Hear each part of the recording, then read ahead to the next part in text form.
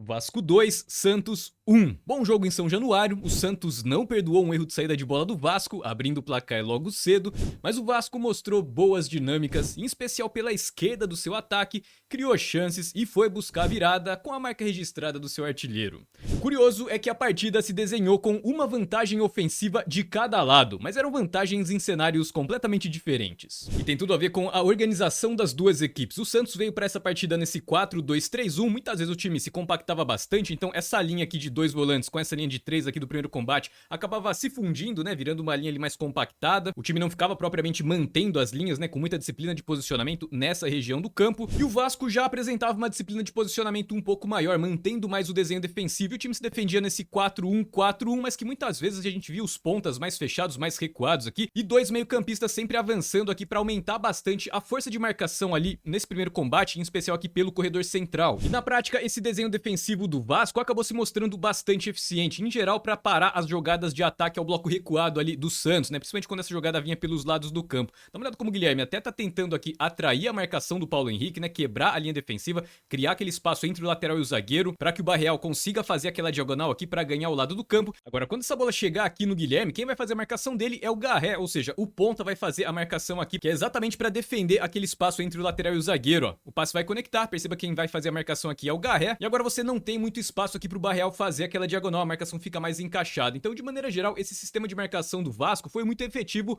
contra as jogadas que o Santos tentava nessa situação do jogo. Como a gente já vai ver mais adiante, o Santos tinha uma vantagem ofensiva que acabou explorando ao longo do jogo todo. E eu já vou te adiantar aqui qual é essa grande vantagem. Na tela pra você aqui todas as vantagens ofensivas do Santos, ou melhor, as jogadas tentadas do Santos. Cada bolinha amarela aqui é uma jogada ofensiva do Santos, dentro aí dos 4 cenários de ataque que a gente analisa. Então, saída de bola, ou seja, construindo desde lá de a defesa, o Santos não teve nenhuma jogada, ataque posicional, ou seja, essa que a gente acabou de ver, né, atacando o Vasco no 4-1-4-1 em organização defensiva mais recuado em campo. O time até teve algum volume aqui no primeiro tempo, no segundo um pouco menos, mas não teve uma grande jogada, né, não conseguiu construir uma grande vantagem. Bolas paradas não foi também o cenário. Agora, definitivamente, se você olhar aqui os contra-ataques do Santos, você vai perceber que, além de um bom volume de contra-ataques, o potencial de perigo das jogadas é muito maior, que está sendo representado pelo diâmetro das bolinhas, né, quanto maior a bolinha, maior o potencial de perigo da jogada. Inclusive, o time criou uma chance clara de gol no segundo tempo, fez o seu gol ali contra-atacando a saída de bola do Vasco, então nos contra-ataques o Santos levava vantagem. Se a gente fizer a mesma comparação, ou melhor, a mesma avaliação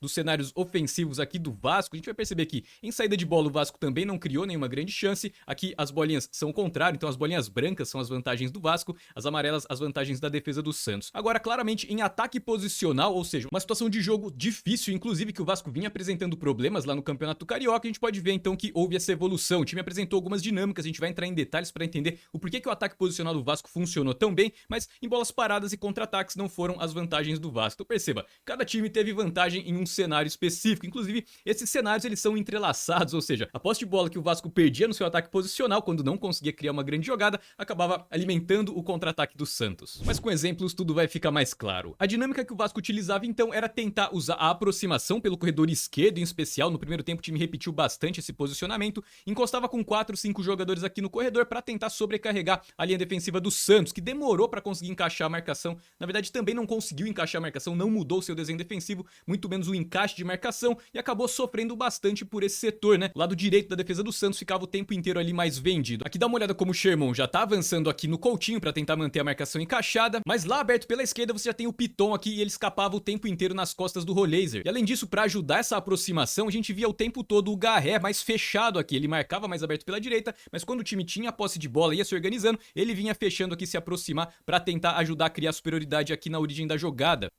Dá uma olhada, ó. Se não me engano, acho que o Nuno Moreira vai fazer a conexão ali com o Piton. Agora você tem a sobrecarga aqui do Sherman, ele tá em situação de 2 contra 1. E quem vai encostar aqui para fazer o cruzamento é justamente o Garré. Olha a mobilidade do jogador, atenção a esse detalhe, a gente vai falar mais sobre isso ao longo da análise. Então, essa liberdade aqui era criada por conta dessas movimentações do Vasco ali pela esquerda. Então, liberdade para fazer o cruzamento, para executar de fato a principal força do Vasco nesse momento, que é cruzar a bola lá para tentar achar o Verratti, mas não eram cruzamentos Olha lá, passa por cima essa bola. Não eram cruzamentos com a marcação mais encaixada na origem. Esse é um grande ponto de diferença na minha visão e você vai perceber que isso foi impactante aqui para a produção ofensiva do Vasco. Porque o time também ganhou outras alternativas por conta dessas aproximações pela esquerda, inclusive as infiltrações, jogadas de profundidade, abriu de fato um leque mais interessante ali pro Vasco para não ficar tão dependente aqui desse tipo de jogada, cruzamentos ali para a área pro Verratti. Mas falando especificamente dos cruzamentos, as dinâmicas ali pela esquerda ajudaram a criar esse tipo de espaço mais na origem da jogada, o que também potencializa bastante a execução da jogada. Aqui o Vasco sobe o bloco de marcação para tentar matar a saída de bola do Santos. Olha o Garré como ele marca mais aberto, né? Naquela linha de 4 então do Vasco, ele faz o papel aqui de ponta direita. Mas à medida que a jogada vai se desenrolar, perceba que ele já vai mais fechando aqui para manter a unidade do bloco de marcação e é ele mesmo que vai conseguir recuperar a posse de bola aqui, ó. Já vai dar o bote, consegue recuperar a posse de bola. Agora o ponto importante aqui é o seguinte, perceba que o jogador ele não vai ficar parado aqui, muito menos abrir pela direita. Dá uma olhada no comportamento aqui do Garré, ó, que tá aqui destacado na imagem, ó. Ele já vai se projetar lá na esquerda, ó. Até acelerar aqui um pouquinho o lance, ó. A gente vai acompanhando ele aqui, ó. Já encostou lá, que é justamente para tentar ajudar a criar superioridade numérica por ali. Então perceba, facilmente o Vasco conseguia encostar com 4 jogadores bons na criação de jogada. Então você tinha o Coutinho, geralmente um pouco mais recuado, o Nuno Moreira e o Garré sempre trocando de posição e geralmente o Piton sempre passando mais aberto. A gente viu pouco o Piton fazer aquela ultrapassagem mais por dentro. Geralmente então tinha essa mobilidade, o Nuno Moreira e o Garré se movimentavam bastante ali, tabelaram muito e acabaram dando muito trabalho ali pro lado direito da defesa do Santos. Por conta do Santos tentar se defender nesse 4-2-3-1, o Roleiser muitas vezes então ficava na dúvida entre avançar a marcação aqui no portador da bola ou manter a marcação encaixada aqui na ultrapassagem do Piton. Então acabava gerando pequenos espaços mesmo quando o Santos estava compactado ali pelo corredor, como é o caso desse lance. Então Roleiser e o Sherman ficavam bem vendidos ali por conta dessa superioridade numérica que o Vasco criava. Isso porque muitas vezes os dois volantes não estavam ali juntos para fazer a cobertura. A gente via mais o Bom Tempo encostando por ali, mas o João Schmidt ficava mais centralizado aqui, protegendo aqui os dois zagueiros. Ele não saía o tempo inteiro aqui para tentar neutralizar essa superioridade numérica que o Vasco tentava criar. Então perceba, o Piton vai ter um pequeno espaço aqui, até o Roleiser apertar a marcação nele, vai ser o suficiente para ele dominar, levantar a cabeça e já procurar alguém para dar prosseguimento na jogada. Então dá uma olhada, ó, vai conectar o passe ali no Piton. Ele já ajeita pra canhota, quem tá se projetando ali nas costas da defesa é justamente o Nuno Moreira e ele vai se beneficiar dessa linha defensiva do Santos um pouco mais torta. Perceba que o Sherman tá mais avançado, mas o Gil tá bem mais recuado, dando condição legal pra ele receber a bola, né? O Gil tá mais preparado aqui pra fazer a cobertura. Agora perceba novamente a importância da aproximação de jogadores. Por mais que o Coutinho vai ficar mais paradão aqui pelo meio, o Garré vai acelerar e é ele justamente que vai invadir a área ali pra tentar fazer a finalização. Então, ó, bela bola esticada ali pro Nuno Moreira, ele vai invadir a área, o Gil já tá bem atrasado ali, bola rolada pra trás, ótimas condições ali pro Garré na perna boa, na canhota pra ele fazer a finalização, ele bate cruzado, mas ela explode ali no Gil, boa chance aí do Vasco, que mostra muito os benefícios dessa dinâmica e que funcionaram muito bem por conta do sistema de marcação ali do Santos, que não foi tão eficiente ali pra conseguir encaixar a marcação e permitia que essas jogadas se iniciassem e muitas vezes fossem finalizadas. O Vasco foi ficando à vontade no jogo, as jogadas iam fluindo um pouco mais e o time acabou dispersando um pouco ali, perdeu o nível de concentração e acabou errando 2 saídas de bola que foram determinantes. Nessa primeira aqui, o Tiquinho Soares tenta fazer o domínio, mas ele escapa um pouco ali. De qualquer maneira, o Barreal já estava pronto aqui para armar o contra-ataque, né? Ou seja, se essa bola conecta aqui do Tiquinho pro Barreal, ele sairia na cara do gol. E menos de 1 minuto depois, o Maurício Lemos vai conectar a saída de bola aqui com o Paulinho. Ele vai acabar tentando fazer um passe aqui na direita com o Paulo Henrique, mas acaba dando uma bola mais na fogueira, né? Uma bola mais curta ali, que não conecta o passe e principalmente agora deixa o Tiquinho em ótimas condições. Agora ele consegue dominar a bola ali e novamente você já tem o Barreal pronto ali para atacar o espaço nas costas da defesa, essa linha defensiva mais aberta por conta de ser uma saída de bola. O time estava aberto para tentar avançar em campo e não para se defender.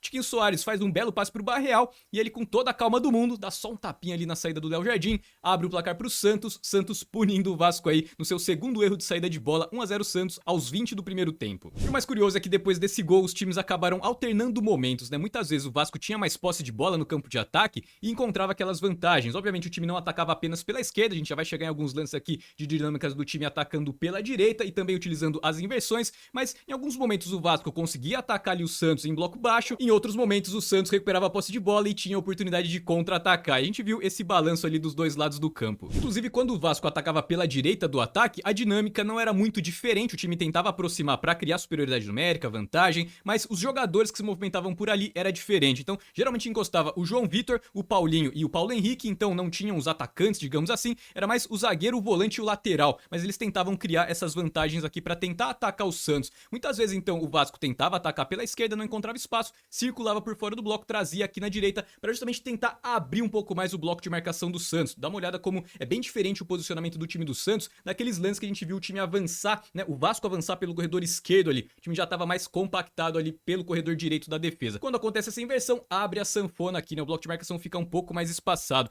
E existem algumas vantagens de você fazer esse tipo de dinâmica, ó. Dá uma olhada como o Vasco agora vai ter condição de atacar a linha defensiva mais aberta, né, não tá completamente torta como nos lances anteriores, mas perceba, a movimentação aqui por dentro do Paulinho acaba atraindo aqui a cobertura do Zé Ivaldo, e por conta do Paulo Henrique tá passando aqui pela direita, você traz também com ele aqui a marcação do Escobar, e lá dentro da área você tem uma situação aqui de 1 contra 1, o Verratti cabeceando pra cima ali do Gil, ou tentando finalizar pra cima do Gil. Esse cruzamento não sai tão redondo assim, mas serve pra ilustrar esse tipo de vantagem que o Vasco tá tentando criar, abrir um pouco mais a linha defensiva, tirar um dos zagueiros ali de dentro da área, pra gerar um pouco mais de vantagem ali pro Verratti conseguir potencializar as finalizações. Mas como eu disse, é importante reforçar sempre o Vasco com essa aproximação pela esquerda em especial, abrir um leque de jogadas tentadas que vai além dos cruzamentos. Então o Verratti geralmente ele acaba fixando dois zagueiros, né? O Gil aqui e o Zé Ivaldo estão mais de olho aqui no Verratti, por isso que o Gil não vai sair aqui para fazer a cobertura. Então lá em cima, na origem da jogada, você tem o quê? Uma situação de 4 contra 3, superioridade numérica, vai virar uma roda de bobo aqui à medida que o Vasco começar a trocar passes curtos. E perceba que nesse lance quem tá mais fechado aqui não é o Garré, é o Hugo Moura. Ele começa mais recuado muitas vezes, mas por conta do Garré tá mais aberto aqui, inicialmente era uma pressão do Vasco aqui pela direita,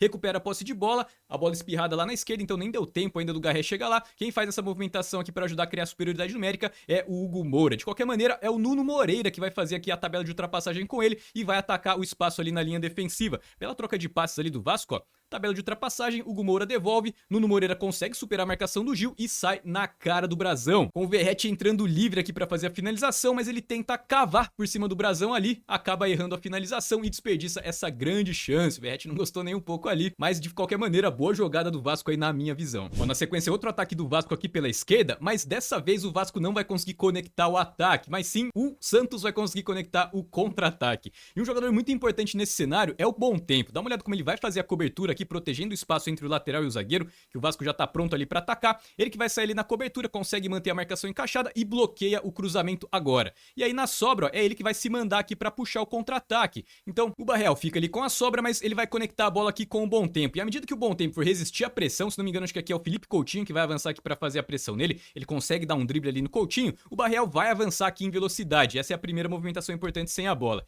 Então o Barreal vai conectar ali o primeiro passe, o Bom Tempo vai receber. Agora a segunda movimentação importante é o Tiquinho Soares. Geralmente nesses contra-ataques do Santos, ele se apresenta pro jogo, né? Se movimenta no corredor lateral. Então se ninguém movimenta pra fazer a marcação dele, geralmente ele recebe essa bola e desafoga, né? Os jogadores do Santos têm mais tempo pra sair de trás em velocidade. Quando a marcação tenta encaixar no Tiquinho Soares, como é o caso aqui desse lance, né? O Maurício Lemos avança ali pra manter a marcação encaixada, acaba abrindo espaço pro próprio Barreal avançar aqui e ganhar as costas da defesa. Pelo menos espaço suficiente pra conectar o lançamento do Bom Tempo. Vai ser um excelente lançamento, mas primeiro aqui atenção ao Bom Tempo, ó, entortando ali o Coutinho, lançamento de 3 dedos e vai conectar por conta ali dessa movimentação do Barreal. E aqui na inversão da jogada a gente tem o Guilherme, ó, passando livre.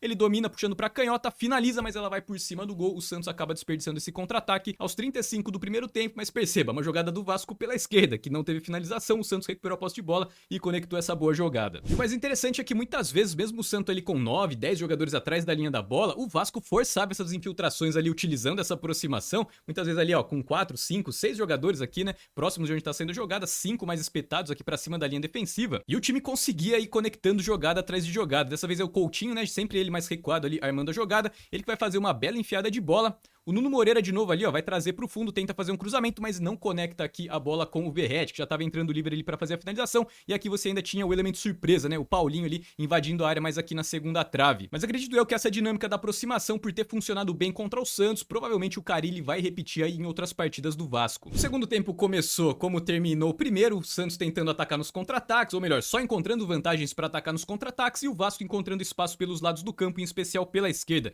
E aí, aos 7 do segundo tempo, Piton pela esquerda aqui faz um belo cruzamento, o Verratti ajeita, e o Nuno Moreira testa firme ali pra empatar o jogo. Mas o Santos continuava encontrando ali os seus contra-ataques. Aqui é uma falta que até o bandeirinha levanta ali apontando a falta, né? Mas o juiz dá a lei da vantagem e manda seguir, e o Santos vai conectar um outro excelente contra-ataque, ó. A bola vai chegar lá na esquerda, o Guilherme vai sair na cara do goleiro, bate cruzado, mas o Léo Jardim faz uma excelente defesa. E no rebote ainda o Santos perde mais uma chance ali, que seria o segundo gol do Santos, né? 2-1 seria nesse momento, aos 15 do segundo tempo. Então o jogo teve um momento ali que ficou mais lá e cá, né? Com o Vasco tentando atacar ali pelo lado esquerdo e o Santos sempre de olho aí nessa saída em velocidade dos contra-ataques. Posse de bola do Vasco, adivinha o que vai acontecer? Exatamente, né? Mais um cruzamento aqui pela esquerda, utilizando essa aproximação. Boa bola ali do Piton. E olha a cabeçada do Verratti. Vou até voltar um pouquinho o lance aqui e você ajuda a decidir. O que foi melhor? A cabeçada do Verratti ou a defesa do Brazão? Olha a testada firme e olha essa defesa do Brazão. Belo lance, né? Não, vou colocar de novo, ó. Bela jogada, né? Dá pra ficar com as duas, né? Tanto a cabeçada quanto a defesa foram excelentes. Agora, se a gente comparar, então, as duas vantagens táticas, a que durou um pouco mais de tempo e teve um volume maior se alimentando ali, foi, de fato, a vantagem do Vasco, né? Atacando ali em ataque posicional, pegando o Santos em bloco baixo. Acabou se desdobrando em algumas bolas paradas, como foi o caso aqui desse lance. Então, na minha visão, a vantagem do Santos acabava sendo um pouco menor, digamos assim, se dá pra gente comparar, do que a vantagem do Vasco. Agora, esse lance é muito curioso, porque muitas vezes as pessoas não entendem por que um jogador passa por cima da bola, né? Esse lance aqui vai ficar claro. Perceba que o Piton vai passar por cima da bola, nesse momento já tinha feito algumas substituições, né? O Payet já tá aqui pra cobrar a falta. Mas dá uma olhada como, à medida que o Piton passa por cima da bola, como a linha defensiva ali do Santos dentro da área já dá uma bagunçada, em especial o Escobar dá 2 passos pra trás aqui. E o Verratti vai ter condição de se projetar aqui nas costas do Gil, que vai ficar apontando lá pra esquerda, né? Pra tomar cuidado com a segunda trave, mas ele acaba ali dando mole, né? Cochila na marcação ali e deixa o principal cabeceador do Vasco completamente livre no meio da área. Bela bola do Payet, olha o Verratti numa cobrança de falta, né? À frente da marca de pênalti, na cara ali do Brazão, não dá pra deixar essa situação acontecer, né? E completamente livre de impedimento por conta daquela movimentação simples do Piton na origem da jogada. E dessa vez o Verratti não testa firme, ele só desvia, mata o Brazão e o Vasco vira o jogo aos 32 do segundo tempo e encaminha essa boa vitória aí na estreia do Campeonato Brasileiro. E deu tempo também pro Carille mostrar uma segunda variação da organização ofensiva do time quando ele tirou o Garré, promoveu outras alterações também, mas em especial ele colocou o Adson. O Adson é um jogador que ataca mais aberto, então com o Adson em campo, acabou que mesmo ele sendo canhoto, o time do Vasco ficou com mais amplitude, parou de fazer aquela aproximação pelos lados. Então é importante também porque muitas equipes marcam com mais compactação pelo corredor e provavelmente não vão oferecer esse tipo de espaço que o Santos ofereceu, mesmo marcando ali em bloco baixo. E aí você tem uma alternativa para atacar em amplitude, né, utilizar mais as inversões, pode ser uma boa alternativa também, mas isso é assunto para outra análise.